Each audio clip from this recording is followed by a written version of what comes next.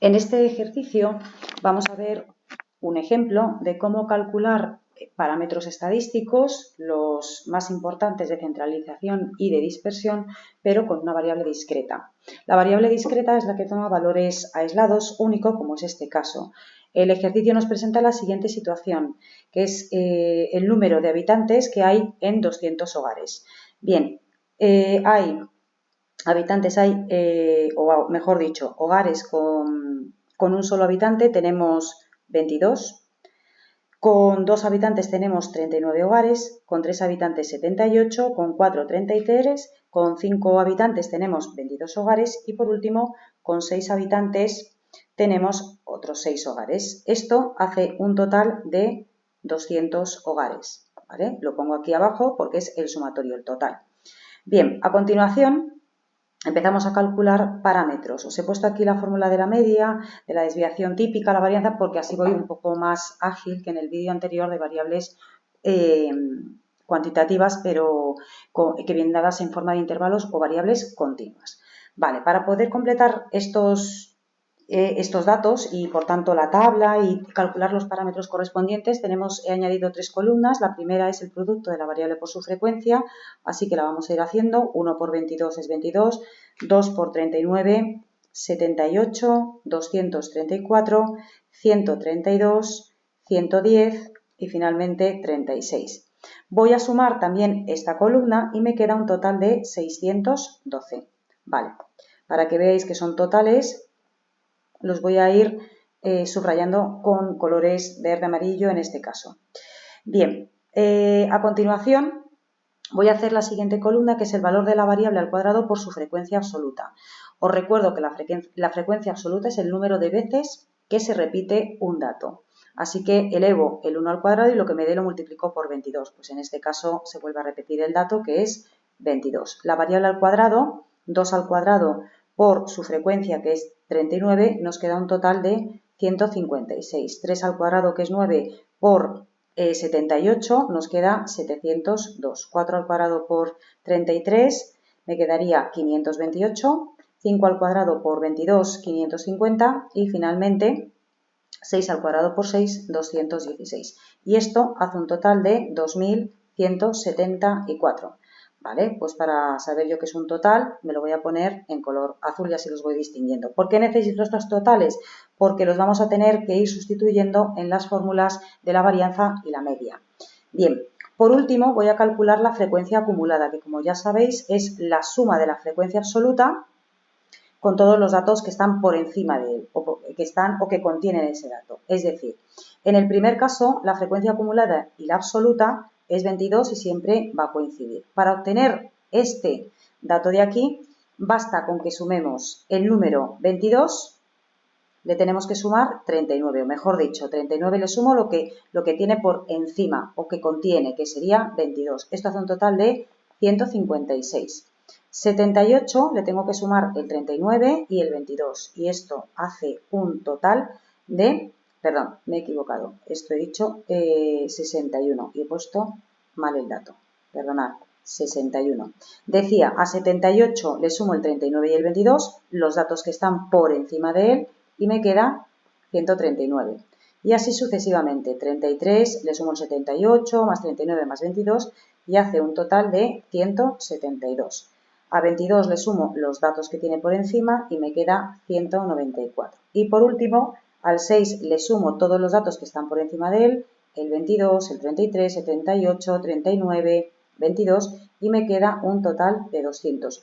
Una manera de comprobar que el dato de la frecuencia acumulada lo habéis hecho correcto, la suma de todos los datos de la frecuencia acumulada los habéis hecho bien, es que el último dato de la frecuencia acumulada os tiene que coincidir con el sumatorio de la frecuencia absoluta. Y como veis, en este caso nos coincide. Bien, a continuación, una vez completada nuestra tabla de frecuencias, repito que no es nada más que lo que hemos hecho es asignarle a una variable, en este caso el número de habitantes, su frecuencia, el número de veces que se repite ese dato, la frecuencia absoluta. Es decir, tenemos 22 hogares con un solo habitante, o 39 hogares con 2 habitantes. Bien, pues lo que vamos a hacer ahora, una vez decía completada toda la tabla de frecuencias, vamos a ir calculando los distintos parámetros estadísticos que nos piden. En primer lugar es la media, así que cojo el sumatorio del producto de la variable por su frecuencia absoluta, que habíamos calculado 612, y lo divido entre 200, con lo cual me queda 3,06. La moda, os recuerdo que la moda es el intervalo, o en este caso, perdón, porque estamos en variable discreta, el dato que tiene mayor frecuencia absoluta. Si os dais cuenta, el dato que tiene mayor frecuencia absoluta es el que corresponde a 3 habitantes. Es decir, hay 78 hogares con 3 habitantes. Por tanto, como es el 3 es el valor que tiene mayor frecuencia absoluta, en este caso 78, pues la moda será 3. Y por último, la mediana, el dato que contiene el 50% de la población. O dicho de otra manera, como tenemos 200 habitantes, el que contiene la mitad de 200, o el primer valor que supera la mitad, es decir, si tengo 200 habitantes, la mitad de 200 es 100, bueno, pues el primer dato que supera el 100, si os dais cuenta, es este de aquí, 139, que corresponde a la variable 3. Es normal que la media, la moda y la mediana, perdón, coincida, evidentemente, porque todos son parámetros, en estos casos todos son, tanto la media como la moda como la mediana, son datos de centralización. Por tanto, lo normal es que coincida. ¿Qué conclusión puedo sacar de esto? Pues que la media de habitantes en los hogares de esa determinada ciudad es una media de 3 habitantes por hogar. Bien, a continuación calculamos los parámetros de dispersión. Los más característicos son la varianza, la desviación típica y el rango. La varianza basta con sustituir el dato que teníamos ya calculado aquí, que era el sumatorio de la variable al cuadrado por su frecuencia absoluta, que nos salía 2174, lo dividiremos por el sumatorio de la frecuencia absoluta, que es 200, os lo he señalado aquí en color verde, y le restamos el valor de la media que acabamos de obtener, el 3,06 al cuadrado. Bueno, pues esto nos hace un total de 1,51.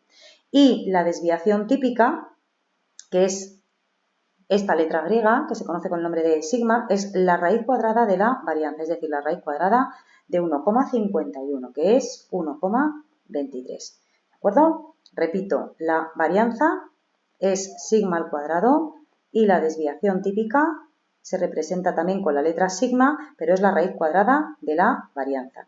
Por último, nos quedaría calcular el rango. ¿Qué es el rango? La distancia que hay desde el valor más alto, el valor de la variable, perdón, más alto al más bajo. Es decir, si nos volvemos a nuestra tabla de frecuencias, el valor más alto es 6 y el más pequeño es 1. Bastará con que restemos 6 menos 1 y ya obtenemos nuestro rango. Por último, para estudiar de una manera más correcta esta situación, pues nos quedaría representar la variable y la frecuencia absoluta en lo que llamamos un diagrama de barras. Cada variable tiene una forma de representarse o más característica de representarse. En el caso de la variable continua, que lo tenéis en otro vídeo, la variable continua la representamos mediante histogramas y la variable discreta, lo más habitual es que se represente por lo que llamamos un diagrama de barras. Es muy similar a la variable continua, al histograma, lo que pasa que mientras que en la variable continua las barritas van unidas, en este caso las barras, como veis, van por separado. Porque no se haga el vídeo muy largo, os he representado más o menos la mitad, bastaría con terminar de representar para los valores 4, 5 y 6, que aparecen los 3 últimos datos que aparecen en la tabla.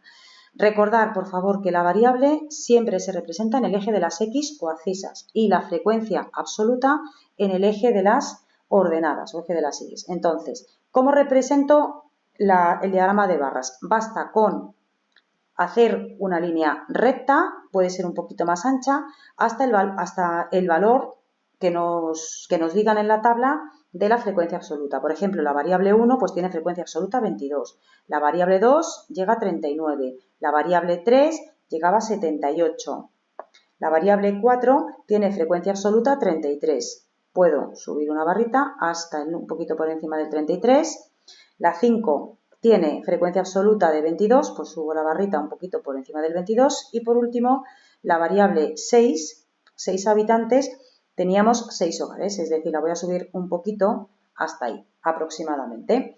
El diagrama de barras se puede representar así o también, seguro que lo habéis visto, con una barrita un poquito más ancha de este tipo.